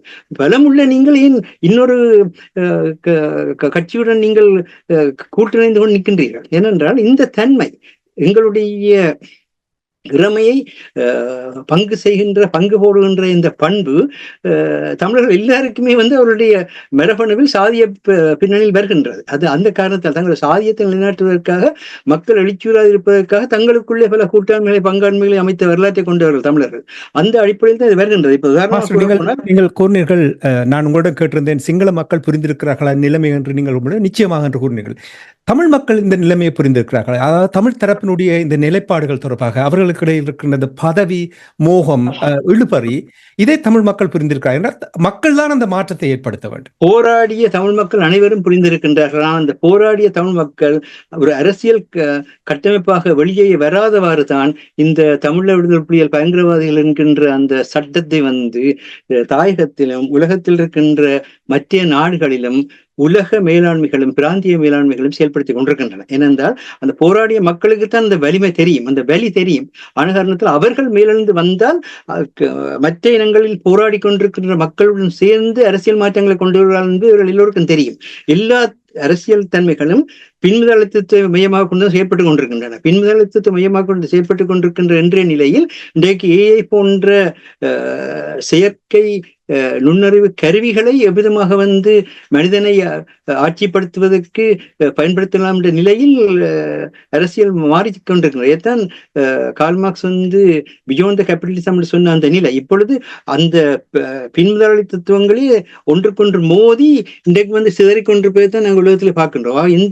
இந்த மாற்றம் ஏற்படுகின்ற நேரத்தில் மக்கள் பலம் பெறுவதற்கு ஊடகமும் கலையும் கல்வியும் நீதான் இது என்பது அவர்களுக்கு எடுத்து சொல்ல வேண்டும். அவர்களுக்கு தெரியாது. நாங்கள் போராட்டம் நடத்தினதால் தான் நாங்கள் இப்படி கஷ்டப்பட்டு கொண்டிருக்கிறோம். இப்படியான மனநிலை தான் இன்றைக்கு தமிழர் சாய பகுதியில் இருக்கின்றது. என்ற 15 வருடமாக அங்கிருக்கின்ற எளியவர்களுக்கு வரலாறோ அல்லது வரலாற்றின் தேவைகளோ, வரலாறு ஏற்படுத்திய மாற்றங்களோ எதுவுமே தெரியாது. அதனுடைய அந்த போராட்டம் நடந்ததுனால இந்த பிரச்சனை. அப்படியான ஒரு கருத்தியல் அங்கு வளர்க்கப்படுகிறது. இவற்றை உடைப்பதற்கு தான் நாங்கள் நெடியிலும் சொல்கின்றோம். 3 பிரதானமான தளங்கள், ஒன்று ஊடகம், அடுத்தது கல்வி, அடுத்தது கலை. இந்த 3ஐயுமே நீங்கள் மேற்கொள்ளாவிட்டாலும் இன்றைக்கு தமிழகத்தில் பலம் பொருந்திய காங்கிரஸ் கட்சியை வெளியேற்றுவதற்கு கலையைத்தான் பயன்படுத்தினார்கள். திராவிட முன்னேற்ற கழகம் கலையைத்தான் பயன்படுத்தியது. கலையின் மூலமாக தான் கலைஞராக இருந்தாலும் சரி, எம்ஜிஆராக இருந்தாலும் சரி, ஜெயலலிதாவாக இருந்தாலும் சரி, நாட்டினுடைய முதலமைச்சர் பதவிக்கு வருவதற்கு காரணமாக இருந்தது அரசியல் அல்ல, கலை. அதே மாதிரி எங்களுடைய பக்கத்தில் நாங்கள் பிரித்தானிய காலனித்துவ காலத்தில் எங்களுக்கான பலத்தை பெறுவதற்கு காரணமாக இருந்தது கல்வி. இதெல்லாம் உண்மை. ஆகவே இந்த அடிப்படையில் நாங்கள் அங்கு செயற்படுவது இந்த பொது தேசிய கட்டமைப்பு அவர்கள் சொல்லுகின்றார்கள், இது அரசியலுக்காக கட்டமைக்கப்பட்ட ஒன்று அல்ல, அரசியலை கடந்து மக்களை தொடர்ந்து ஒற்றுமைப்படுத்துவதற்கான ஒரு அணியாக இது செயற்படும். அப்படி ஒற்றுமைப்படுத்துவதற்கான அணியாக வருகின்ற பொழுது காலத்துக்கேற்ற இடத்துக்கேற்ற புதிய அரசியல் செல்நெறிகளை அவை தோற்றுவிக்க வேண்டும். லட்சியங்கள் உயர்வானவை, ஆனால் லட்சியங்கள் அடைவதற்கு பல படிமுறைகள் இருக்கின்றன. அந்த பல படிமுறைகளை போகின்றவர்கள் லட்சியம் அழியாமல் இருக்க வேண்டும். அதாவது 1977ஆம் ஆண்டு பட்டுக்கோட்டை தீர்மானத்தின் மூலம் மக்கள் ஆணையாக மாற்றப்பட்ட தன்னாட்சியின் அடிப்படையில் தான் எங்களுடைய தாயக தேசிய தன்னாட்சி உரிமையை பாதுகாத்த நிலையில் தான் எங்களுடைய அரசியல் எதிர்காலம் இருக்கும் என்பது எந்த மாற்றத்தையும் கொண்டுவரக்கூடாது. ஆனால் அதை எப்படி அடைவது என்பதில் காலத்துக்கேற்ற மாற்றத்தை கூட பயணிக்க வேண்டும். அந்த தன்மை ஏற்பட்டிருக்கின்றது. இப்பொழுது இருக்கின்ற நிலைமை என்னவென்றால், இந்த தேர்தல் மேடையில் இந்த தேர்தலால் தமிழ் மக்களுக்கு பெரிதாக எதுவும் ஏற்பட போவதில்லை. ஏனென்றால் சிங்கள பௌத்த பேரினவாதம் தன்னை உலகத்தில் நிலைப்படுத்துவதற்காக இந்த தேர்தல் நடத்துகின்றது. தெளிவான ஒன்று. ஆனால் அதில் எந்த பயனும் எடுக்க இயலாத என்ற நிலை இருக்கின்ற பொழுது அந்த தளத்தை வைத்துக்கொண்டு இந்த சிங்கள பௌத்த பேரினவாதம் எப்படி எங்களுடைய இறமையை, எங்களுடைய வலிமையை இல்லாமல் பண்ணி எங்களுடைய உலக பங்களிப்பு, நாங்கள் எல்லாரும் முதல் உலகத்தினுடைய குடிமக்கள், அதை முதலில் ஞாபகத்தில் வைத்திருக்க வேண்டும். நாங்கள் முதலில் எல்லோரும் எங்கிருந்தாலும் உலகத்தினுடைய குடிமக்கள். அந்த அடிப்படையில் தான் இன்று நாங்கள் யாழ்ப்பாணத்தில் பிறந்த நான் இன்றைக்கு பிரித்தானிய குடிமகனாக இங்கே உட்கார்ந்திருக்கக்கூடியதாக இருக்கின்றது. இல்லை, தனித்து குடியுரிமை பெறுவதற்கு எங்களுக்கு எந்த உரிமையும் இல்லை. ஆனால் நாங்கள் உலகத்தினுடைய குடிமக்கள் என்ற அடிப்படையில் தான் எங்களுடைய உலக தன்னாட்சி உரிமையை பயன்படுத்தி வாழ்வதற்கு எங்களுக்கு இனங்காணக்கூடிய அச்சம் வருகின்றது என்கின்ற பொழுது இங்கே அரசியல் போராட்டத்தின் மூலமாக இன்று நாங்கள் வாழ்கின்றோம். அதே மாதிரி நீங்கள் படிக்க வந்தவர்களாக இருந்தாலும் உங்களுடைய நாட்டில் படிக்க முடியாமல் தான் நீங்க படிக்க வந்தீர்கள். நீங்கள் தொழிலுக்காக வந்தாங்க பெருமை பேசினாலும் கூட நீங்க தொழிலுக்கு அங்க செய்ய முடியாமல் தான் இங்க வந்தீர்கள். இன்றைக்கு இங்கிருக்கின்ற எங்களுடைய பிள்ளைகள் தங்களுடைய நாட்டிலேயே தங்களுடைய வாழ்வை கட்டமைக்க முடியாத இந்த மூத்தோர் சமுதாயம் எங்களுடைய வாழ்வை எப்படி கட்டமைக்கும் என்ற உளவியல் தன்மையுடன் வாழ்வதால் தான் உங்களுக்கும் பிள்ளைகளுக்கும் இடையே இடைவெளி ஏற்படுகின்றது. பரம்பரை இடைவெளி ஏற்படுவதற்கு பிரதான காரணமாக இருப்பது உங்களோட மண்ணிலே உங்களுடைய வாழ்க்கையை கட்டமைக்க இயலாத நீங்கள் எங்களுக்கு இந்த மண்ணிலே நாங்கள் அறிவியல் ரீதியாக வளர்ந்த தொழில்நுட்ப ரீதியாக வளர்ந்த ஒரு நிலையில் எங்களுக்கு நீங்கள் எங்களுடைய வாழ்க்கையை கட்டமைக்கப் போகிறீர்களா என்ற உளவியல் தன்மை ஏற்படுகின்றது. இதுதான் ஏற்பட்டிருக்கின்ற சைக்காலஜிக்கல் பிரச்சனை. இது ஏனென்றால் இந்த சைக்காலஜி ஆஃப் காலனிசம் இந்த புத்தகத்தை நான் என்னுடைய அரசியல் ஜனநாயகத்தின் ஆய்வில் ஜனநாயக அரசியல் ஆய்வில் படிக்கின்ற பொழுது இந்த புத்தகம் எவ்விதமாக ஆட்சி ஒருவருடைய உளவியலை கட்டமைக்கும் என்பதை எடுத்துக்காட்டும். அந்த உளவியல் தான் நீங்கள் செயற்படுத்துவது, அந்த உளவியல் பின்னால் தான் செயற்படுது. ஆகவே இந்த இடத்துல திரும்ப கூறுகிறேன், இந்த பொது தேர்தல் ஜனாதிபதி தேர்தல் என்ற பின்னணியிலே வருகின்ற இந்த நிலையிலாவது நீங்கள் தமிழ் மக்களுடைய ஊடக வலிமையை கூட்டுங்கள். முதல் இப்பொழுது ஊடக வலிமை தான் தேவையா இருக்கிறது. இப்ப கல்வியை நாங்கள் முன்னெடுக்க முடியாது. இப்பொழுது நாங்கள் பொருளாதாரத்தை கட்டியிருக்க முடியாது. ஒன்று தான் செய்ய முடியும். மக்களுடைய சிந்தனையை நெறிப்படுத்துகின்ற செல்நெறியை தோற்றிருக்க முடியும். அந்த செல்நெறியை யார் யார் தோற்றிருக்கின்றார்கள்? இப்பொழுது அங்கு ஊழல்களை வெளிப்படுத்துகின்ற ஒரு முறைமை முக்கியத்துவம் வருகின்றது. ஆனால் அந்த ஊழல்களை வெளிப்படுத்துகின்ற முறைமைக்குள் ஒரு முறைமை இருக்கின்றது. அந்த முறைமையை மீறுகின்ற பொழுது அந்த வெளிப்படுத்துகின்ற அந்த தன்மையும் வெற்றா போய்விடும். அது வேறு திசைக்கு சென்று விடும், வேறு அர்த்தப்படுத்தப்பட்டு விடும். அப்படித்தான் நடைபெறுகின்றது. ஆகவே எதை வெளிப்படுத்துவதாக இருந்தாலும் எதற்காக வேண்டி இங்கு கொப்ரா என்ற கட்டமைப்பு இங்கு இந்த நாட்டினுடைய தேசிய பிரச்சனைகளுக்கு உடனடியாக கூட்டப்படுகின்றது. பிரதமர் முடிவெடுக்கவில்லை, அமைச்சர்கள் முடிவெடுக்கவில்லை. ஆனால் கொப்ரா அமைப்பு தான் பிரதமருக்கும் அமைச்சரவைக்கும் இதைத்தான் செய்ய வேண்டும் என்ற ஒரு தன்மையை பிரித்தானியால் வெளிப்படுத்துகிறது. நீங்க பார்ப்பீர்கள், இங்க எந்த பிரச்சனை வந்தாலும் அடுத்த நாள் கிளம்புற கொப்ரா மீட்டிங் நடக்கிறது சொல்லி உடனே சொல்லப்படும். ஏனென்றால் ஒருவரும் தனித்து முடிவெடுக்காதீர்கள். அர்ஜுனா ராமநாதனாக இருந்தாலும் உங்களுடைய இள வயது, உங்களுடைய வரலாற்று அறியாத தன்மை இவையெல்லாம் உங்களுடன் இருக்கின்றது. அதை நாங்கள் உங்களுடைய குற்றமாக கூறவில்லை. ஆனால் நீங்க தனித்து முடிவெடுக்க தொடங்கினீர்களா இருந்தால் உங்களால் கூட பயணிக்க முடியாது. அதுதான் உண்மை வாசகர், மிகவும் சிறப்பாக நீங்கள் கூறியிருக்கிறீர்கள். அதாவது நீங்கள் இந்த கோப்ரா மீட்டிங்கை பற்றி கூறும்பொழுது அவர்கள் கூட்டாக முடிவெடுப்பார்கள். அது மட்டும் இல்லாமல் இனி ஒரு கொள்கை வகுக்கும் பொழுது தனியாக அவர்கள் ஒரு கொள்கையை வகுப்பதில்லை என்பது கட்டமைக்கப்பட்டது. மக்களுடைய அரசியலை நீங்கள் படித்தோர் அரசியலா மாற்றி நீங்களும் இந்த உங்களுக்கு அறிவூட்டிய இந்த சிங்கள படித்தோர்களாத்தினருக்கு சிக்கிவிடாதீர்கள். உங்களுக்குள் தூய்மை இருக்கலாம், உங்களுக்குள் நேர்மை இருக்கலாம், ஆனால் சூழல் உங்களை மாற்றும். அதைத்தான் நாங்கள் எடுத்துக்கூறுவோம். அப்படித்தான் இங்கிருக்கின்ற இந்த அனைத்துலக செயற்பாடுகளில் ஈடுபட்டுக் கொண்டிருக்கிற அனைவருடனும் உங்களுடைய பங்களிப்புகளையும் உங்களுடைய வாழ்க்கையை நீங்கள் இந்த விடயத்தில் பல விதங்களில் நீங்கள் தியாகம் செய்து ஏற்றுக்கொள்கிறோம். ஆனால் உங்களுடைய தியாகங்கள், உங்களுடைய வாழ்க்கைகள் உங்களுடைய லட்சியத்தை அடைவதற்கு வழி செய்யாது. நீங்கள் எல்லோரும் ஒருமைப்பட்டு அதுக்காக தான் இந்த இன்று தோற்றம் பெறுகின்ற இந்த பொது தமிழ் தேசிய பொது கட்டமைப்பானது தமிழர்களுடைய ஒரு புத்திஜீவித்தனத்தை, தமிழர்களுடைய ஒரு மூலதன ஒருங்கிணைப்பை, தமிழர்களுடைய நட்புறவை கட்டியெழுப்புகின்ற ஒரு அமைப்பாக மாற வேண்டும் என்ற அடிப்படையில் தான் அதனை ஆதரிக்கணும். அதே நேரத்திலே இந்த தேர்தல் எங்களுக்கான இறமை ஒடுக்கத்தை செய்கின்றது. ஆகவே நாங்கள் புறக்கணிக்க வேண்டும் என்பதில் எந்த இரண்டாம் கட்ட கருத்து வேறுபாடும் இல்லை. ஆனால் அதை நடைமுறைப்படுத்த முடியாமல் இருக்கின்றது. அங்கிருக்கின்ற சிங்கள படைகளும், அங்கிருக்கின்ற சிங்கள குடியேற்றவாசிகளும், அங்கிருக்கின்ற தமிழர் அல்லாதவர்களும், கூடவே தேசியத்துடன் முரண்படுகின்ற தமிழர்களும் வாக்களிக்கின்ற பொழுது அந்த தேர்தல் நடைபெற்றதாக தான் அறிவிக்கப்பட போகின்றது. ஆகவே இந்த பொது கட்டமைப்புக்கு அளிக்கப்படுற வாக்கும் வாக்களிக்கப்படாமல் விடப்பட போகின்ற வாக்கும் ஒன்று சேருமாக இருந்தால் அது ரெண்டினுடைய கூட்டாகத்தான் சிங்கள அரசாங்கத்துக்கு எதிரான வாக்காக அது பரிணமிக்குமே தவிர அதை விடுத்துவிட்டு நாங்கள் செயற்படுவோமாக இருந்தால் எதுவும் செய்ய முடியாது. எங்களுக்குள் நாங்கள் யார் செய்வது சரி பிழை என்ற இந்த போட்டியெல்லாம் வேண்டாம். அவரவர் அனுபவப்படி, அவருடைய அறிவுப்படி அமைவதுதான் வாழ்க்கை, அதான் ஜனநாயகம். அதுக்கு நாங்கள் திணிக்க முடியாது. நீ இப்படித்தான் செய்ய வேணும், எனக்கு பின்னால் தான் நிற்க வேணும் என்பதெல்லாம் சொல்ல முடியாது. அது ஒரு தேசிய விடுதலை போராட்டம் நடைபெற்று கொண்டிருக்கின்ற நேரத்தில் தலைமைத்துவத்தை வழிநடத்தி அது ஒரு இராணுவ கட்டமைப்புக்குள்ளாக பயணிக்க வேண்டிய நேரத்தில் மிக பிரதானமான ஒன்று. ஆனா அது நடைமுறை வாழ்க்கையில் அப்படி எந்த உலகத்தில் நடந்ததில்லை. இங்கு பாருங்கள், அன்றைக்கு பிரித்தானியாவில் 401 உறுப்பினர்களை பெற்ற லேபர் கட்சி கொண்டு வந்த முதலாவது மசோதா பாராளுமன்றத்தில் சோர்கடிக்கப்பட்டு விட்டது, சட்டமாக்க முடியவில்லை. 7 லேபர் கட்சி உறுப்பினர்கள் அதுக்கு எதிராக வாக்களித்திருக்கின்றார். ஆகவே எந்த ஒரு இடத்திலும் இன்றைக்கு பிரதிநிதித்துவ அரசியலில் மக்களுடைய முழுமையான ஆதரவை பெற்ற எந்த ஒரு பிரதிநிதியும் இல்லை. அந்த தேர்தல் முறைமைகள் கூட வந்த பிரதிநிதிகள் தான் இருக்கின்றீர்கள். ஆகவே இந்த பிரச்சனை என்ற இடத்திலும் இருக்கும். ஆகவே இதை இல்லாமல் செய்வதாக இருந்தால் நீங்கள் முதலிலே இந்த தேர்தல் காலத்தில் இதை கேட்டுக்கொண்டிருக்கின்ற நேயர்களுக்கு கூறுகின்ற முதலாவது வேண்டுகோள் என்னவென்றால், இந்த ILCயோ இல்லை இலக்கியோ பயன்படுத்தி உங்களுடைய இறமையை, உங்களுடைய தேசிய வலிமையை வெளிப்படுத்துகிற எந்த கருத்துக்களை கூறுவதாக இருந்தாலும் வந்து கூறுங்கள் என்பதைத்தான் கூறுகின்றோம். நன்றி மாஸ்டர். எந்த விடயத்தை நாங்கள் செயல்படுத்தும் பொழுது பக்குவமாக எடுத்து கூற வேண்டும். குறிப்பாக பொது தளத்திலிருந்து செயல்படும் பொழுது பக்குவமாக அதை சரியாக எடுத்து கூறும் பொழுதுதான் அது வலிமை பெறும். இல்லை என்றால் இப்ப நீங்க கூறியது போல் ஊழல் தொடர்பாக வெளிப்படுத்தும் பொழுது அதை சரியாக வெளிப்படுத்தாதனால் உண்மையான ஒரு விடயத்தை அங்கே மழுங்கடிக்கப்படுகின்றது. இப்படித்தான் சிலப்பதிகார காவியமே. சிலப்பதிகார காவியத்தில் இளங்கோர் இளவரசன் சொன்ன விஷயம் என்ன, கொன்று வருக என்றதை அந்த உணர்ச்சி வேகம் காரணமாக கொன்று வருக என்று சொன்னதுதான் அந்த சிலப்பதிகார காவியமாக விரிந்தது. அவை நீங்க சொல்கின்ற அந்த சொல்வது, பேசுவது, எழுதுவது, இது மூன்றும் மிக கடினமான முறையிலே மிக கவனமாக கையாளப்பட வேண்டிய ஒன்று.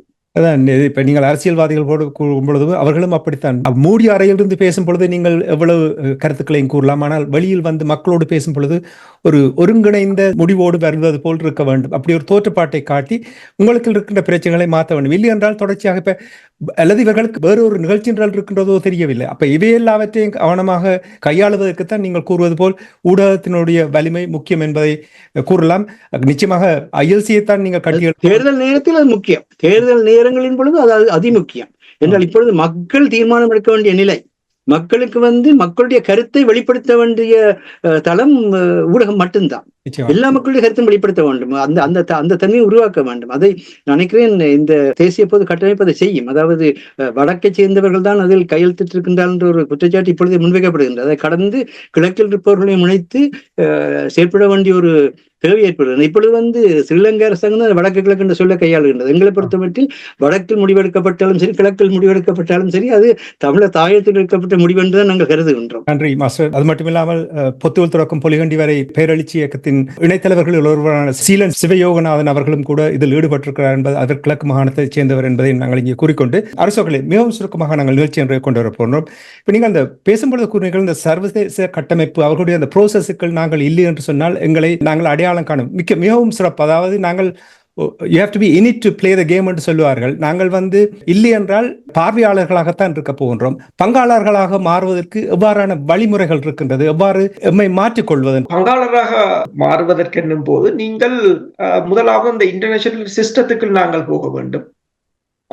நான் முன்னர் கூறியது போல அன்று ஒரு போராளியுடன் கதைக்கும் போது அவர் கூறினார், விடுதலை புலிகள் இருந்த காலத்தில் இலங்கை அரசின் தூதரகங்கள் இருந்த நாடுகளை விட விடுதலை புலிகளின் அலுவலகங்கள் இருந்த நாடுகள் அதிகம் என்று.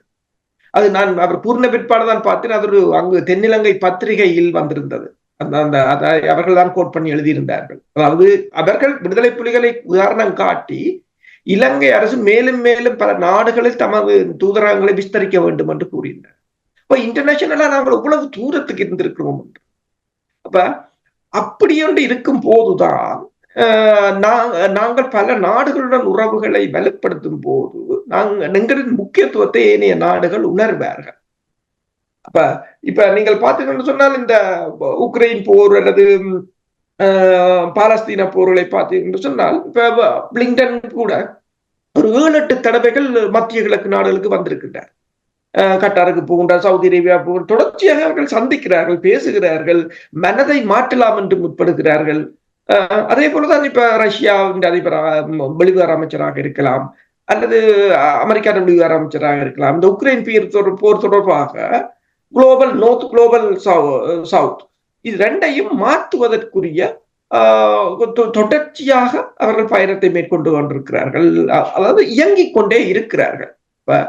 அந்த ஒரு சிஸ்டத்துக்கு நாங்கள் இல்லை என்று சொன்னால், அதாவது எங்களை பொறுத்தவரை நாங்கள் என்ன செய்கிறோம் என்று சொன்னால், ஏனைய நாடு ஏதாவது ஒரு நாடு எங்களுக்கு பெற்றுத்தரும் என்ற ஒரு மாயை ஒன்று ஏற்படுத்தப்பட்டிருக்கிறது. இப்ப உதாரணமாக ஐக்கிய நாடுகள் சபையின் மனித ஆணைக்குழுவின் தீர்மானம் என்றால் அந்த தீர்மானத்தை சரிவர படித்து அதன் பின்புலத்தை அறிந்து அது ஏன் கொண்டு வரப்பட்டது என்பதை அறிந்து அதை 15 ஆண்டு காலமாக அதன் வகைபாகம் என்ன என்பதை வடிவாக அறிந்து மக்களுக்கு உண்மையை சொல்ல யாரும் விருப்பமில்லை.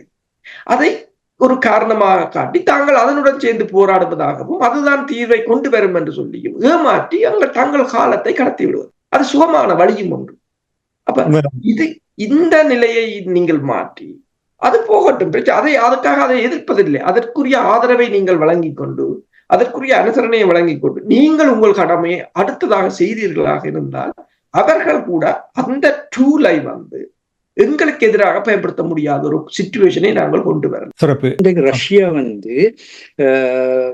அமெரிக்காவும் மேற்குள்ள நாடுகளும் அதற்கு மேல் எவ்வளவோ அழுத்தங்களை கொடுக்கிற சூழ்நிலையிலும் அதனை பொருட்படுத்தாமல் பொருளாதாரத்தில் 4வது நாடாக இன்றைக்கு உலக வங்கியாலே அறிவிக்கப்பட்டிருக்கின்றது. அவர்களுடைய உலக வங்கி ஏற்றுக்கொள்கின்றது. இன்றைக்கு பொருளாதாரத்தில் 4வது நாடாக ரஷ்யா உயர்ந்திருக்கின்றது. ஆகவே இந்த போராட்ட சூழலை பயன்படுத்தி நாங்கள் பொருளாதார வளர்ச்சியோ அல்லது கலை வளர்ச்சியோ இதையுமே முன்னெடுக்காமல் விடக்கூடாது, அல்லது ஊடக வளர்ச்சியோ முன்னெடுக்காமல் விடக்கூடாது. எல்லாம் போராட்ட நிலைக்கு போகக்கூடாது.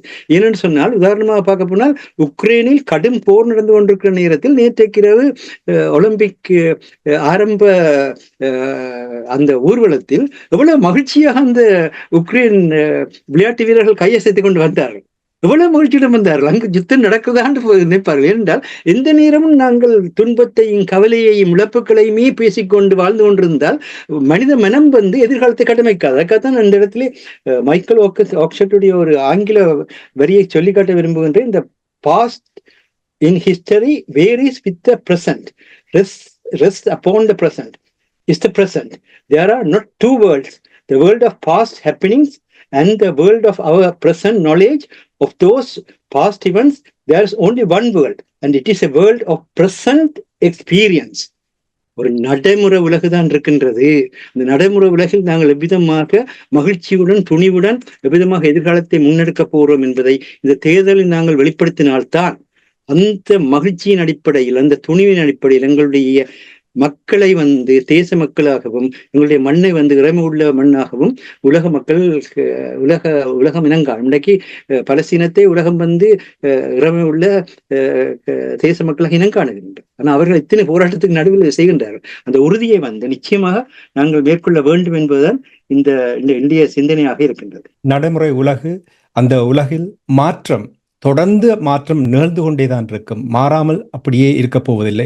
அந்த மாற்றங்களுக்கு ஏற்றவாறு தமிழர்களும் செயல்பட வேண்டும். நாமும் ஒரு இறமையுள்ள இனம், தேசிய இனம் என்பதை வெளிப்படுத்துவதற்கு எல்லோரும் கைகோர்த்து செயல்பட வேண்டும் என்று கேட்டுக்கொண்டு இன்றைய இலக்கின் சிந்தனை நிகழ்ச்சியை இத்தோடு தனாஞானி நிறைவேற்றி கொண்டு வருகின்றேன். நிகழ்ச்சியில் பங்கெடுத்த மூத்த ஆய்வாளர் தமிழ் அறிஞர் ஃபட்மார் மாஸ்டர் அவர்களுக்கும், போரியல் ஆய்வாளர் அவர்களுக்கும் நன்றி கூறிக்கொண்டு விடைபெறுகிறேன். நன்றி, வணக்கம். நன்றி.